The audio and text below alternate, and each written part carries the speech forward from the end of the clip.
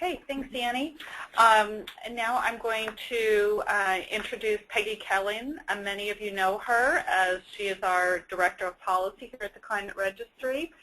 Peggy manages the development and design of the registry's greenhouse gas accounting and reporting policies.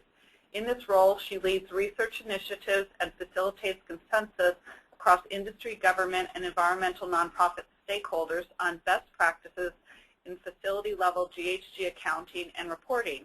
Peggy has participated as a GHG quantification and reporting expert in the development of mandatory and voluntary GHG reporting requirements for the Western Climate Initiative, the World Resources Institute, the Global Reporting Initiative, and the State of California, among others. Peggy received her bachelor's degree in cinema television from the University of Southern California and has a master's in energy and environmental analysis from Boston University. Great. We're just going to introduce everyone first, and then we'll jump into it. Also joining us today is John Satong and Wendell Bryce.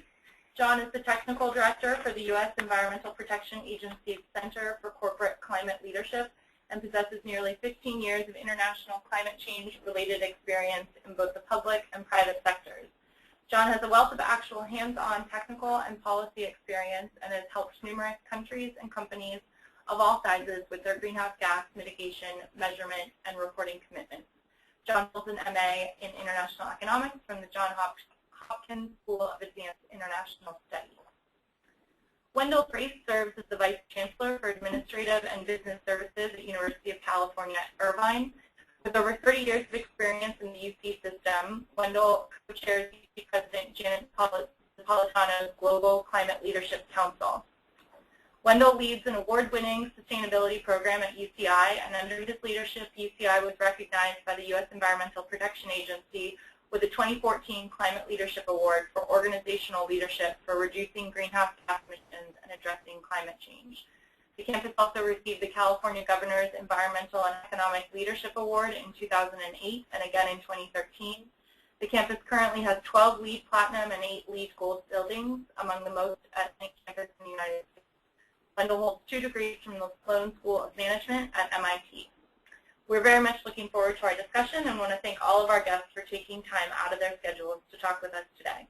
And now we'll turn it over to Peggy to start off our discussion about setting a greenhouse gas reduction goal. Welcome. Thank you, Annie. Just get started, and as Annie mentioned, if you have any questions as I go along, please just shout them out. And don't worry if you're talking over me for a second, I'll recover. So I'm just going to do a fairly high-level overview of corporate greenhouse gas goal setting. I'm going to start with a little bit of history, because this is an interesting tradition that's happened in this climate sphere, and it's interesting to understand how it came about. Then we'll talk a little bit about the value of corporate greenhouse gas goal setting to organizations that are setting these goals. I'll highlight some important best practices that should be kept in mind when going about setting your own goal. And I'll talk a little bit about some opportunities for recognition for goals you set today. So for some history, corporate action on climate change really started in the 1980s as a way to avoid potential regulation around climate. In the 1970s, there were a great deal of environmental regulations that came into place, and companies started to feel that they were being micromanaged. And when science had started to identify issues associated with climate, including the now famous hole in the ozone layer, they thought it would make more sense to try to get out in front of any regulation and over-comply voluntarily. The strategy was very successful, not only from a perspective of avoiding regulation for quite some time, but also in terms of greenhouse gas reductions and climate impacts. And governments and nonprofits took notice of this and began to sponsor public recognition of companies that were taking these voluntary actions. The voluntary actions of note evolved over time as well.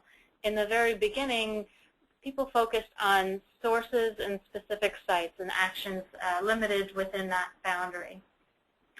Over time, this was expanded to corporate-wide greenhouse gas emission disclosure, which has now a long history.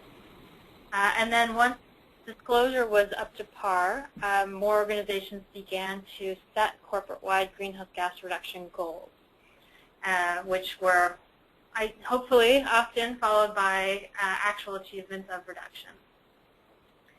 Today, companies are continuing to set these goals, but are also looking forward to their goals that might impact their corporate value chains, often referred to as supply chain as well. So that's sort of an overview of where we've come and a little bit about where we might be headed.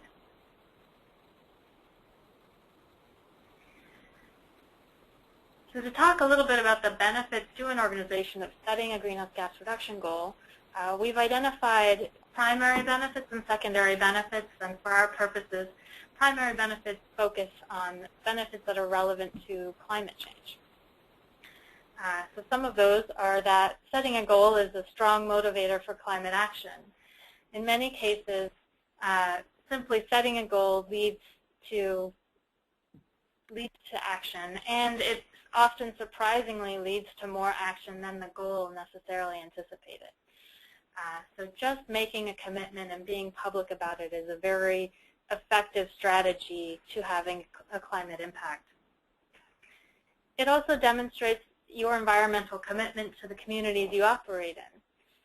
Climate change is a global problem, but addressing it helps everyone, and you are seen as a good corporate or a good community participant when you make strides to improve the environment. It also marks you as a leader in your sector. A lot of goal setting is important to consider how your sector is progressing over time, and it's a good way to distinguish yourself within your sector as an environmental leader. It can also lead to the identification of new greenhouse gas emission reduction opportunities. Once you really do start to measure and monitor your emissions over time with an eye towards reducing them, we find in supporting companies as they set and achieve goals that they find additional opportunities to reduce emissions and are able to set second and third generation goals as they move forward. Some secondary or non-climate benefits of greenhouse gas corporate goal setting are that it encourages operational innovation. Not only do you find opportunities to reduce more emissions, but you find opportunities to create new products and services for many that are relevant to climate or reducing emissions. It can lead to cost savings. A lot of this has to do with reductions in energy and fuel costs that you are achieving by also mitigating your greenhouse gas emissions. It reduces your exposure to risk, especially when you take into consideration operations in your supply chain. And it improves employee morale, recruiting, and retention. It's something that employees are often proud when their companies are making strides in this space. And finally, it garners positive stakeholder attention.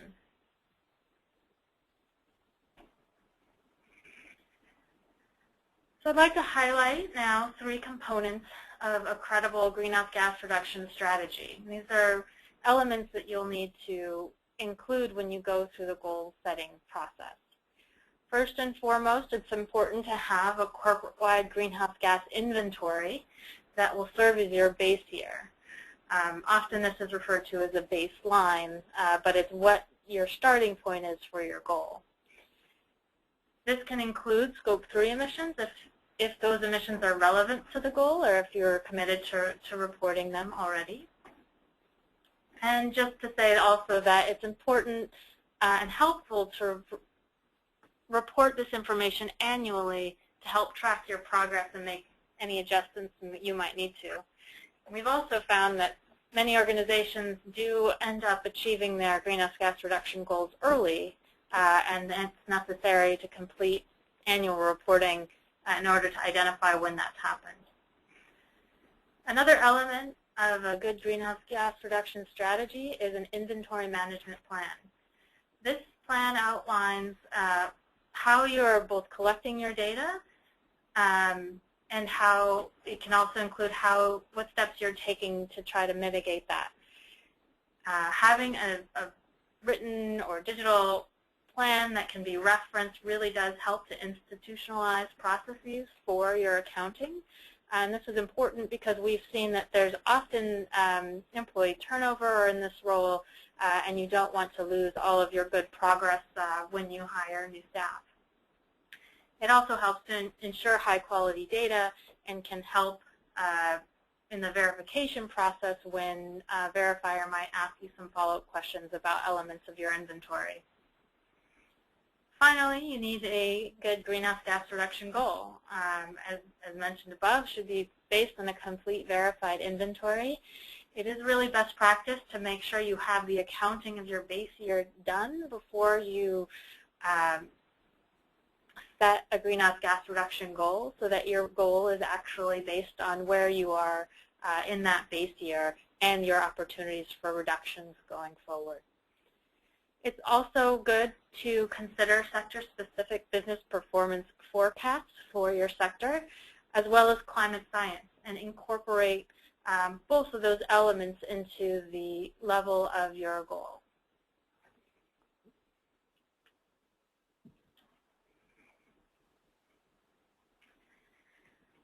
So some elements of a strong goal.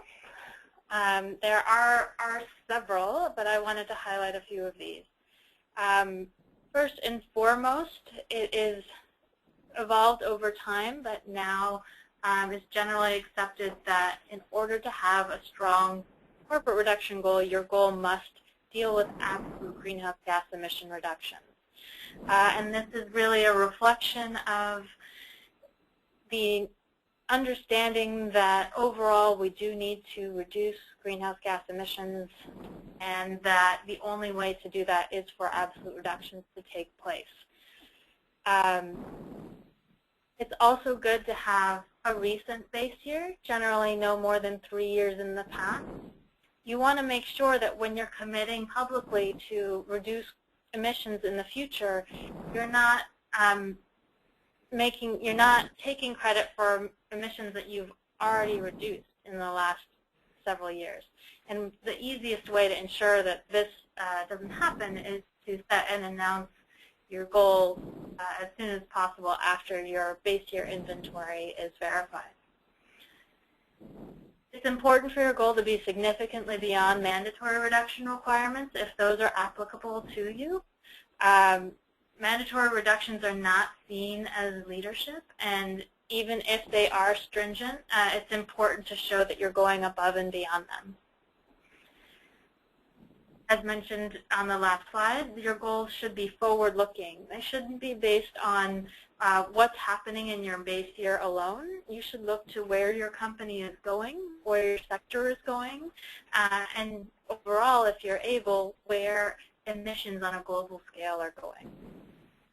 So we recommend that you set your goal against a projected greenhouse gas sector performance forecast, and that's one of those methods highlighted here is what John will be talking about shortly. There are also opportunities to base your goal on climate science, and essentially that is, what level do we need to reduce emissions to in order to mitigate the most disastrous potential effects of climate change, and by when. In terms of timing, we do recommend that you set something that's a mid-term goal. Goals that are really short, maybe 3 years or less, don't seem like leadership if it's something that you can achieve in such a small amount of time. On the other side of that coin, goals that span 15 to 30 years, which some people do set as long-term goals, those are hard to tangibly evaluate as they seem so far in the future. So to really talk about goal setting today, ideally it's something you'd be able to achieve within 10 to 12 years. And then we would encourage you to set a new goal after that amount of time, although these could be part of a longer-term goal-setting strategy as well. Peggy, we have one question. Adam, you should be unmuted now. Sorry, there was a little bit of background noise that we muted everyone. That's all right. I think I'm coming through now. I just wanted for a little bit of elaboration on absolute reductions and how you manage growth or how you handle growth when you're setting greenhouse gas reductions. Like when you say absolute reductions, are you thinking like, if our emissions are 100 this year, next year they got to be 80? Because we're in a case where we've got, maybe we've got 10 buildings in our portfolio, and we're adding 5 more next year, and we know we've got quantifiable, in some ways absolute reductions we can do in existing buildings, but then we're adding on 5. Like how do you manage growth, I guess, in those scenarios? Sure. We certainly don't want to disincentivize growth, but what we normally suggest, first and foremost, yes, absolutely do everything you can within your operations to reduce emissions. Other opportunities for emission reductions include green energy purchases or offset purchases. Those are very reputable strategies for mitigating your impact. And then another thing you can do is look at the boundary of your goal. And so there, some programs recognize action at a jurisdictional level or national level or global level. So that's one way you can look at how you can achieve absolute reductions. Another thing to consider, if your absolute emissions in Scope 1 and 2 are going up and you don't ultimately have control of them, can you expand your reporting to Scope 3 and look for emission reduction opportunities there? And so those are all ways to work with your particular situation to help to ensure you have absolute reductions. Okay, thank you. Great, thanks for the question. And just a quick reminder, so now I have unmuted everyone again, but if you're not talking, please mute your phone on your end. Thank you.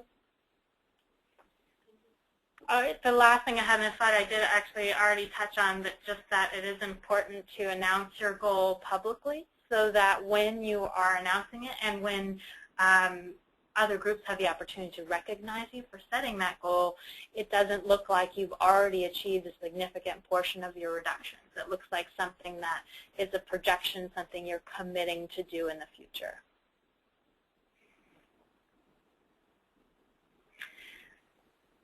So I'm almost through, but I just wanted to highlight a few opportunities for reductions, recognition. One of those is the Climate Leadership Awards Goal Setting Certificate. Earlier on the call, Annie mentioned the deadline for this awards program is September 12th. And this program is an initiative operated through a partnership of the U.S. Environmental Protection Agency, the Climate Registry, the Association for Climate Change Officers, and the 2ES, formerly known as the Pew Center on Climate Change. It is designed for larger organizations with revenue or budget, depending on your sector category, of over $100 million. We would say that complete verified TCR inventories that our members do complete does meet the requirements for base year reporting. And so that's an easy application if you do qualify based on the size of your organization. Just wanted to highlight the deadline. We've just passed the early bird deadline for these. And if you're thinking about applying next year, we really do recommend applying during the early bird deadline. It offers an opportunity for the partner organizations to give feedback on your application so that if there are any discrepancies or areas where your application might be unclear to the reviewers, you have an opportunity to clarify that before the final deadline. But please, if you are able to, and you're setting a goal this year, please do consider applying by the September 12th deadline. If you have any questions about this program, you're encouraged to email questions at climateleadershipawards.org. or if you're a TCR member, you can email help@theclimateregistry.org, and we should be able to help support you in submitting your application. We have very recently finalized dates and locations for our annual conference where we will recognize goal setters, and that will be next February 23rd through 25th in Washington, D.C. Any questions about the Climate Leadership Awards? Okay. Another opportunity for Climate Registry members is the Climate Registry's own Climate Registered program. We have colored levels of achievement for this, silver, gold, and platinum. And the silver category recognizes greenhouse gas emissions goal setting. It's part of the suite of status options that all members are eligible for. The requirements for this program are on our website, but at a high level, we do require a public greenhouse gas management and reduction plan to be in place, and it must include an absolute emissions reductions goal for Scope 1 and Scope 2, and the base year, and then the expected timeline in which you're hoping to achieve the goal. We also ask that you demonstrate 5 or more best practices so that we understand how you're going about achieving that goal. Applications for this program are accepted on a rolling basis. So as applicants are submitted, they are reviewed and awarded. There are some other disclosure opportunities we would encourage organizations to use once setting a greenhouse gas emissions reduction goal. This includes sustainability reporting through initiatives like the Global Reporting Initiative. Their newer G4 guidelines do include expanded guidance for information related to greenhouse gas emissions that I would encourage folks to review if you're reporting to that program. CDP reporting is also another good place to talk about a greenhouse gas emissions reduction goal, and their questionnaire does provide an opportunity to disclose that information. Finally, another opportunity to talk about reduction goals is if you're pursuing integrated reporting, which is a movement towards including climate information and financial reports. And there's been some work on that recently through something called the Climate Disclosure Standards Board that the Climate Registry also participates in. And we're expecting an announcement about their latest initiative this coming November in New York City. So thank you very much. I hope this overview was helpful, and I can stay on the line if any other questions come up as we talk with our other presenters. Great. Thank you so much, Peggy, for that excellent overview of how to set a greenhouse gas reduction goal. So now I am going to change screens. John, I'm going to give you control. So we should be able to see your screen. Great. Let me know when you can see it. Yep, yep, perfect. Okay, great. Can you hear me okay? Yep. Fine. Okay, my headset gets a little wonky sometimes. Oh. Hi, everyone. My name is John Satong. I'm with EPA's Center for Corporate Climate Leadership. I am happy to be here today. I wanted to, before I begin, just reiterate what TCR has already said at the beginning. Please feel free at any point while I'm talking to chime in, ask a question if I skip over something, or you know, allow me to expound on something. So yeah, please don't hesitate. So what I'm going to do today, I don't have a slide deck. I'm just going to kind of, what I'd like to do is build off of what Peggy just discussed, kind of giving that overview of best practices, the process of goal setting, as well as, you know, one of the fora that's out there for sharing, you know, your achievements or your, you know, in terms of setting goal or achieving goals through that Climate Leadership Awards program. What I'd like to do is just kind of talk about what we're doing here at EPA, and just give you a very quick overview of the center, some context for the center, as well as some actual tools that we have to turn this discussion of goal setting into one that's more perhaps concrete and maybe looks a little bit more achievable or attainable afterwards. So with that said, hopefully everyone here can see my screen. I've just got us here at our homepage, the Center for Corporate Climate Leadership. For those of you who aren't or don't know the center, we're a direct kind of legacy of the former Climate Leaders program, which was an industry government partnership from 2002 to 2011 that helped companies build greenhouse gas inventories and set aggressive greenhouse gas goals, as well as served as a platform for networking among peers and sharing best cases, best practice scenarios, and as well as demonstrating their achievements in this space. On our website here, you can see. So once again, when we shut down the Climate Leaders program at the end of 2011, we launched our center, the center, in early 2012.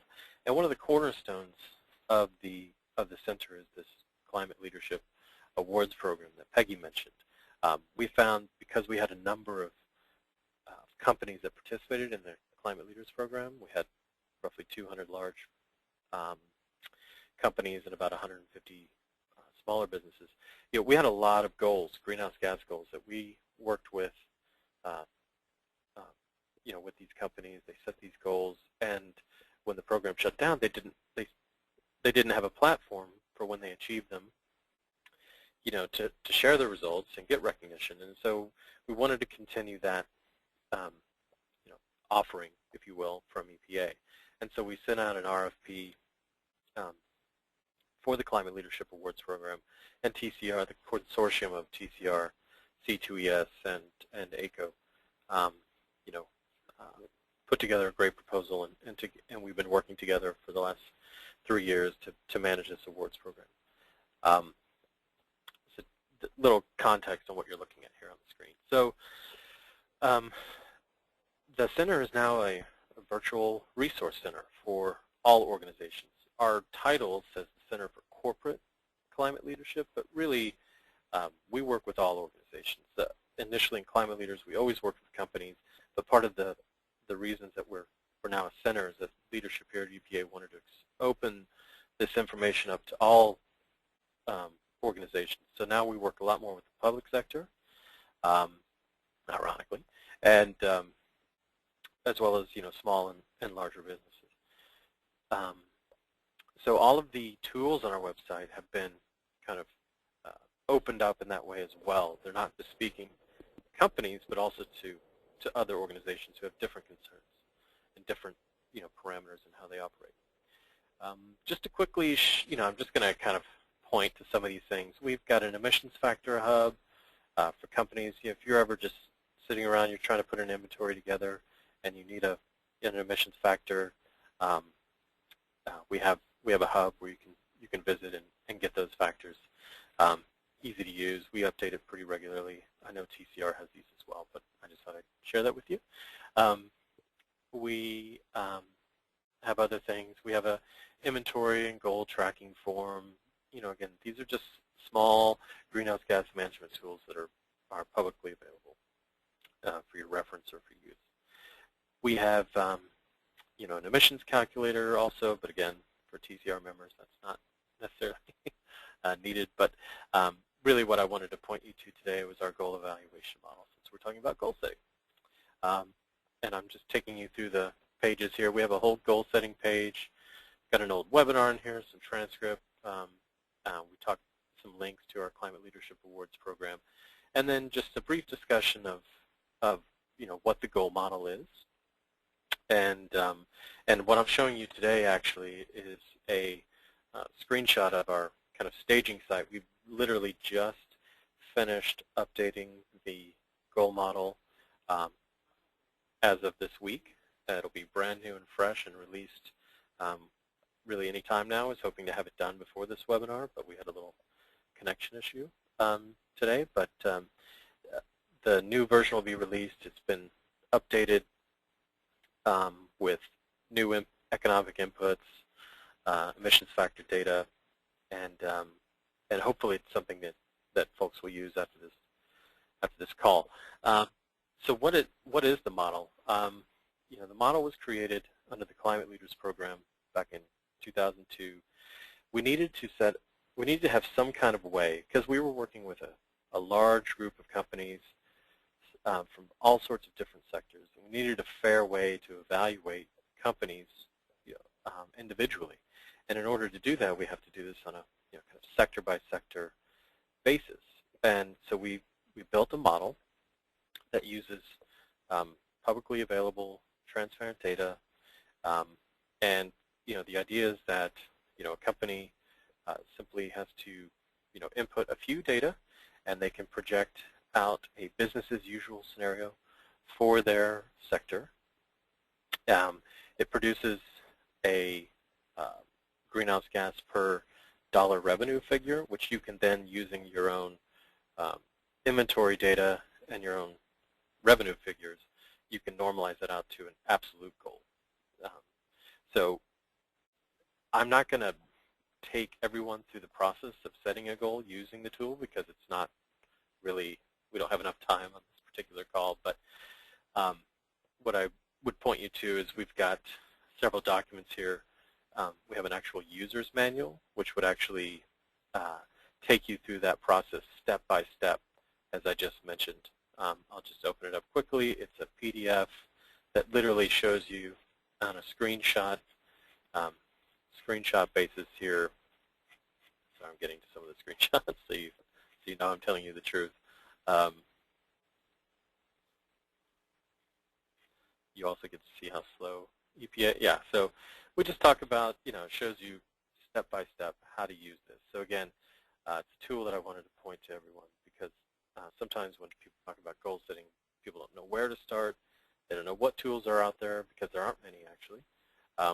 And this is just a very real, simple, and cheap way to set a greenhouse gas goal, or at least one tool that can help you in that process. As Peggy mentioned, you want to set a goal. There are a lot of different ways of setting a goal, and a lot of criteria that define what is a best-in-class greenhouse gas goal. And part of that process is not just doing one thing. So not just using this model, you would also want to look at what your competitors are doing. You want to look at results from CDP, other economic indicators, maybe trade-specific data. You need to collect a lot of information before setting out on a goal-setting exercise. Can I ask a quick question? Yeah, please. A quick question on the analysis, or the goals analysis.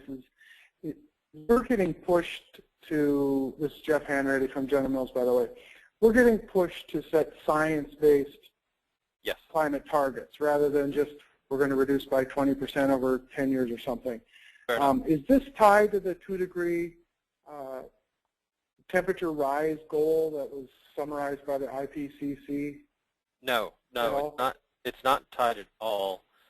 It's tied indirectly, if you will, and I only say that by the fact what I was just talking about is that you have to use other indicators in your approach to goal setting. So so first of all, I'm fully in support of setting greenhouse gas goals that align with what the science calls for, because ultimately that's what we're trying to accomplish, is reducing emissions to a point where we don't all fry. But we have a number. So we've worked with a lot of different companies in this space in setting goals. In fact, I'll just show you a quick. This is just a quick snapshot of a lot of the companies that we've worked with over the years to set greenhouse gas goals. The reason I'm showing this is that simply to give you a sense of, one, this is very achievable. Two, lots of companies have done it, and three, we have a lot of experience doing it. What I will say when it comes to the science-based thing is that a lot of these companies, they set greenhouse gas goals, say using our model, or they're using other approaches that in many cases were below what the science required. In many cases, they've gone beyond what the science is requiring. So I think again, using science as one benchmark is really important, but it's important to use other benchmarks too, because you don't know, you may actually be able to outperform what the science is calling for, which truly makes you a leader. And so I don't think we want to preclude, we don't want to stop the conversation by just saying, okay, do what science tells us, done. Because that's kind of the, I'm looking at what I'm doing. I don't need to look beyond what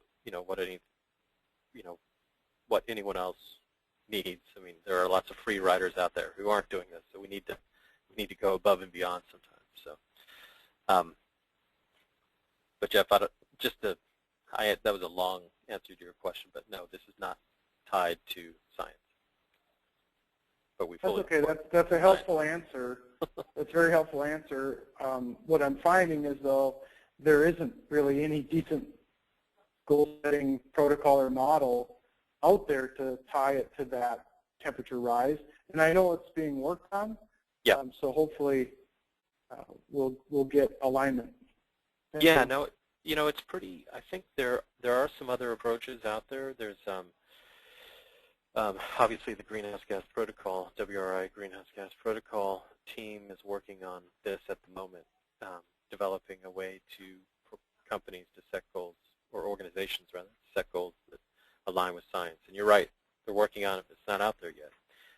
WWF recently came out with their oh shoot, I forgot the name of the program, the 3% solution. They have a website and a small calculator. It's not as in depth as this one, but it does give you a sense of kind of what trajectory you need to be on in terms of with the science. And basically, when it boils down, their suggestion is that people need to be reducing emissions by 3% annually on an absolute basis. But there's a lot of nuance and details around that, so I don't want to generalize it too much. But so there are some emerging tools around that science-based setting, and I know like Autodesk is a private company that they built an approach, and I think they now sell it, that helps companies and organizations with this question of setting a target around science.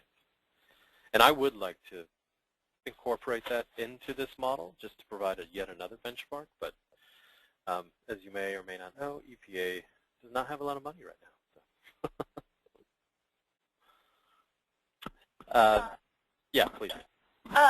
We're just running a little bit short on time, so I just wanted to see if there was anything else you wanted to cover, in another minute, and then we'll turn it over to Wendell. We might go a little bit over for those of you on the line. If you do want to stay on, feel free. But yeah, John, if there's sort of one last comment you want to make, and then feel free to ask questions to anyone in the audience. Sure. I'll just quickly say the screenshot that I have right now is the actual model interface. It requires just very few data, NAICS codes, and your base year and target year. You enter it in, through this process, again using the user's manual. Hit the goal evaluation results button. Boom, you have a benchmark for your sector. And that's all I wanted to say on that. Again, we'll be releasing this out soon, and if you want to be on our mailing list, please contact us through our website. We'll put you on our mailing list. We have a Twitter handle as well if you want to sign up for that. And I'll leave it there. I'm happy to answer questions. Great. Thank you, John. Okay, I'm going to take control back over. I have one quick question here, maybe while we're switching speakers, and it's a little more general, but I know my organization hasn't ever used... Could you just say what your name and where you're from? Sure. This is Adam Stoker with the University of Calgary. Okay. We've never really used benchmark-based approaches to setting a greenhouse gas goal, and that was kind of all you mentioned. Where do you see benchmark-based kind of approaches to goal setting combining with actual inventory analysis, or looking what's actually achievable, or kind of building up goals from projects that you have in mind for your organization? How do you see those two coming together? Do they work hand in hand, or is it looking like benchmark-based goal setting is more the way that people are going, and they're not looking at what's practical in terms of setting the goals? Do that as a second step. Well, it's a great question, and it's an important one because you just kind of gloss over it. I've been working in the space for so long, but it's important to recognize that. So we've always been dealing with kind of issues of leadership and getting people to put themselves out there and to go above and beyond what is business as usual. And in order to know what business as usual is, you've got to produce some kind of benchmark. Now, if you're just sitting in your own four walls and you're kind of looking at your inventory and saying, oh, what can we do here, what can we do there, you're not really looking at the bigger picture, because you could be so many industries are herd industries, right? We sectors move in very similar, or companies move very similarly in certain sectors, and you may be looking around at your competitors, seeing what you're doing, and saying, oh, we're ahead of these guys, we're doing really good, but the sector as a whole may be really behind in terms of responding to climate change. So I don't think, so you really have to create some kind of benchmark or compare yourself against something if you're trying to respond to the actual problem of climate or claim some kind of a leadership. Okay, thank you. Yeah. Great. Thank you for answering those questions, John. So now we'll turn it over to Wendell. Wendell, you should have, I'm going to give you control of your screen. So. Okay, can you hear me? Yep, welcome. Okay, thanks. I'll go fast. I realize time is short. I'm going to focus a little bit on goal setting, but actually our focus is more on achieving the goals than it is on setting the goals, and I'll explain that a little bit more in a second. In 2007, the University of California, as a system, all 10 campuses, meaning all the chancellors of the 10 campuses of the University of California, signed the American College and University President's Climate Commitment. That set the goal. That set the goal because the goal of every signatory of the ACU-PCC is to become 100% carbon neutral. And so it's a question of when and how. There were some interim goals as well, and that's a good thing, I think, especially when you have a goal that big. One of the interim goals was in 2020. That's the goal that's keyed to California environmental policy and in fact, California law.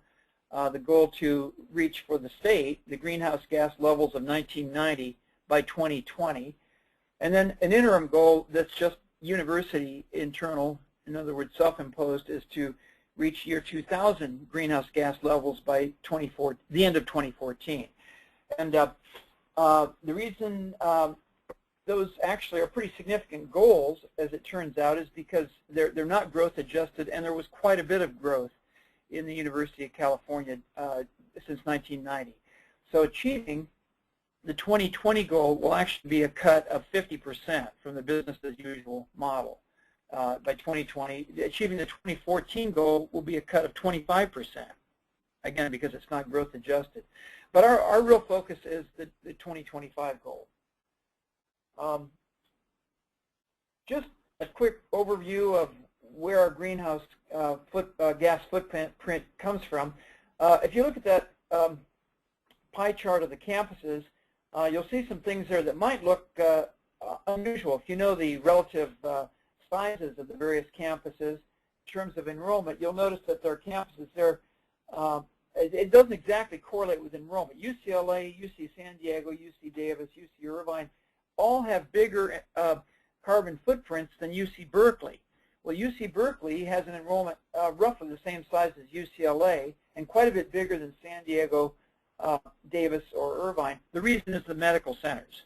All the campuses that have medical centers, that's a major impact. So that's one of the big factors here. And as you can see by source, a lot of our carbon footprint comes from natural gas because we self-generate. At 6 locations, we have very efficient combined cycle cogeneration plants. So that could be electricity. It happens that we're self-generating.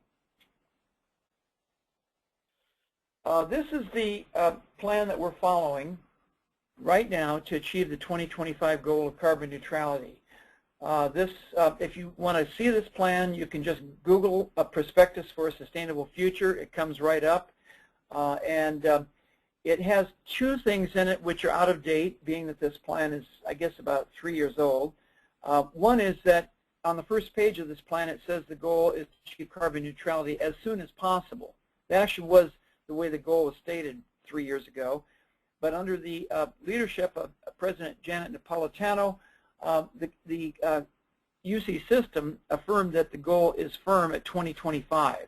And so in that respect, this plan is a little bit outdated. It also, the second strategy in this plan talks a lot about the alignment with the Northern California Power Authority. And actually, that did not turn out to be the business mechanism that we're using. We're aligned with the Energy Authority as our power scheduler. Let me explain what that means. First of all, deep energy efficiency is the first of 3 broad strategies outlined in this prospectus document, this framework document. And we had no idea how far we could go toward abating our carbon footprint just through deep energy efficiency. We use the term deep to refer to projects that each save 50% or more in terms of the associated energy. In other words, they each create an energy efficiency gain of 50% or more. And at the time we set that goal, we thought we might, out of our entire carbon footprint of the UC system, achieve maybe 15% or so of the entire carbon footprint through deep energy efficiency. It looks like it's going to be closer to 40% of our carbon footprint just through this means. And on some campuses, it will be 50%. So we had no idea the potential of deep energy efficiency. I'll talk a little bit more about where we're getting those savings in just a minute. First, I'll tell you about the other 2 strategies. The second strategy in this 3-part strategy to attain carbon neutrality is to procure utility-scale renewable energy. And that means that the University of California now has an energy services unit which is able to procure large-scale renewable energy off-site. And the reason we need to do that is because our goal is to become greener than the California grid, and that requires us to be able to procure renewable energy off-site because it's not possible on the campus, on any campus, to become entirely carbon neutral just on-site. We have to go to large-scale renewable scale, or utility-scale renewable power procurements off-site. And I think every campus that is really coming to grips with this concept is coming to the same conclusion.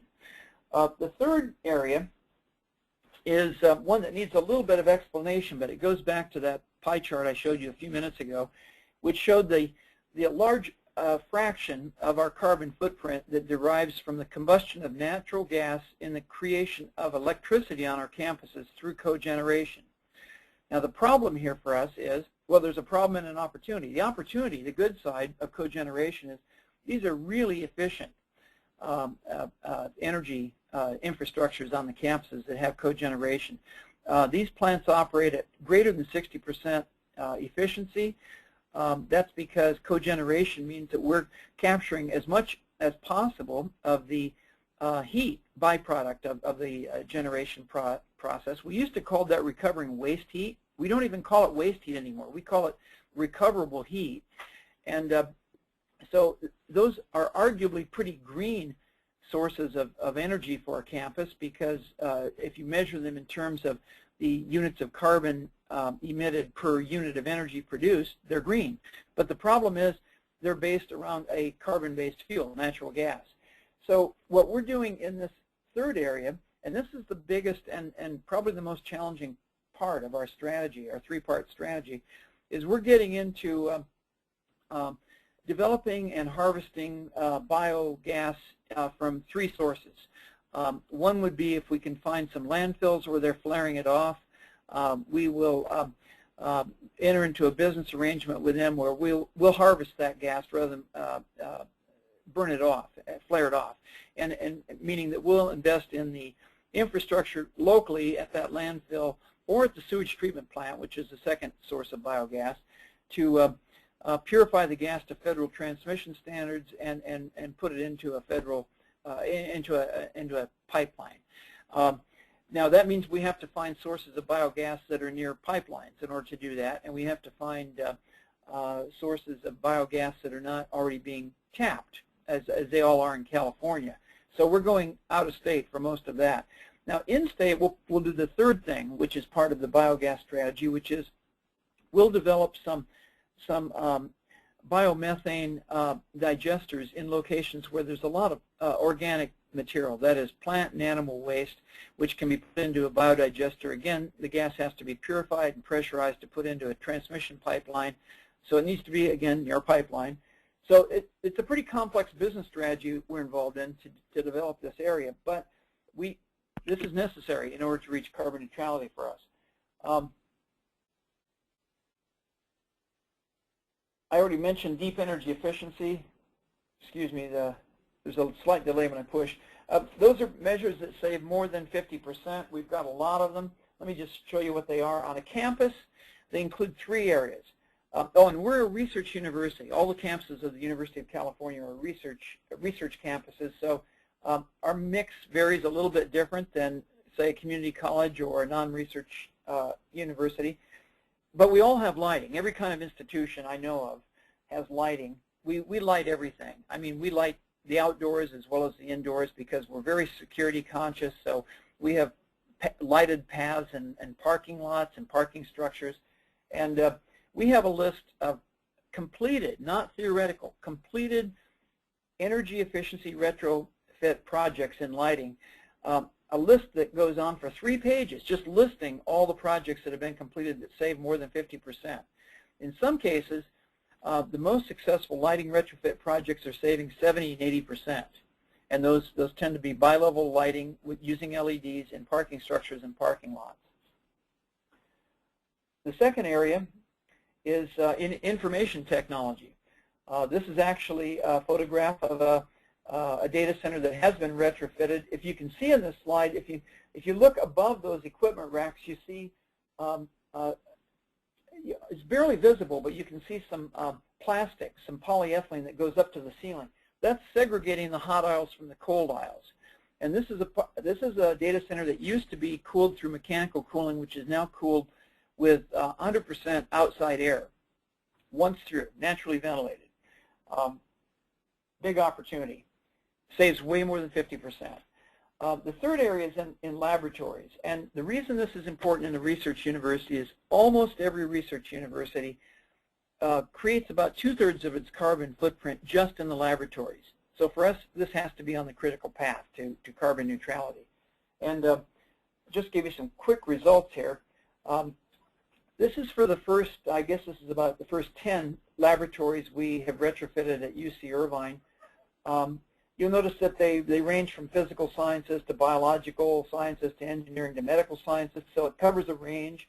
The air change, average air change, ACH, that's air changes per hour. That's a critical driver of energy consumption in a laboratory. And notice these were already better than code by 20% on average. So they didn't start as terribly wasteful. These were actually exemplary laboratories to start with. Well, here's what happened when we retrofitted them with our Smart Labs program. We saved another 61%.